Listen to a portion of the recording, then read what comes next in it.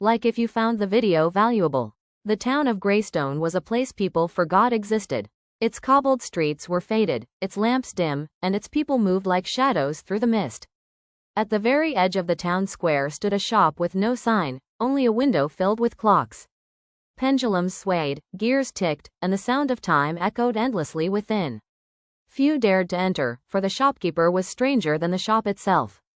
Elias, the old clockmaker, had eyes that seemed to hold centuries, and hands that moved with mechanical precision.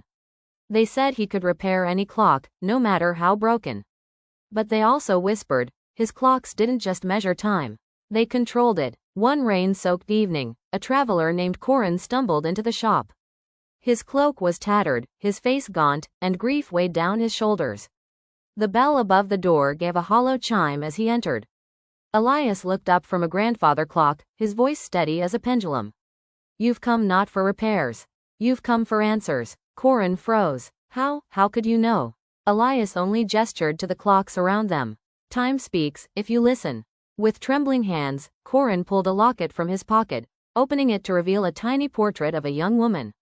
She's gone. An accident. If I could go back, just once, I could save her. Elias studied him with unreadable eyes, then motioned toward 3 clocks standing apart from the rest.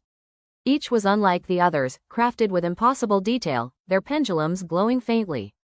The first, Elias said, pointing to a silver clock whose hands spun backward, can rewind a single moment. One heartbeat undone, one choice reclaimed. But what you take from the past must be borrowed from the present. He moved to the second, a golden clock whose pendulum was frozen mid-swing. The second can pause an entire day. You may live it as you wish while the world stands still. Yet every life around you loses that day forever.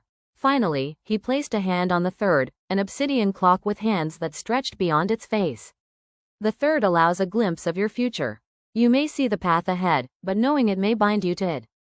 And the knowledge will cost you years of your life. Corin's heart pounded. And I must choose one? Elias nodded. Each choice has a price. Time always collects its debt. Corin's mind raced. To rewind a moment, he could stop her from stepping into the street, prevent the carriage from striking her. But what part of his present would unravel? To pause a day, he could live one more sunrise with her, frozen against the world. But he would steal a day from countless others. To see the future, perhaps learn if saving her would damn them both. But it meant sacrificing years he could spend with her. I just want her back, Corin whispered. Elias's gaze softened. Love often forgets that life is stitched by both joy and sorrow. Tear one thread, and the fabric unravels. Corin clenched his fists. He reached for the silver clock. I'll rewind. Just a moment. Just enough. The clock chimed once. A wave of dizziness overtook him. In a flash, Corin stood again in the street where it happened. The rain fell, the carriage thundered forward, and she stepped into its path. Lyra, he cried, lunging forward. This time, he pulled her back. The carriage roared past, missing her by inches. She stared at him, alive, whole, breathless. Corin? But then, the world around him flickered. His vision blurred. His hands looked older, lined, trembling.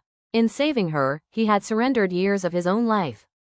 He turned back to the street, and there, Elias stood, watching from the shadows. The debt is paid, the clockmaker said softly. Cherish the time you have, for it is never as endless as you wish. And as Lyra clung to him, Corin understood the paradox. He had rewritten one moment, but time, ever patient, would take its due in the end.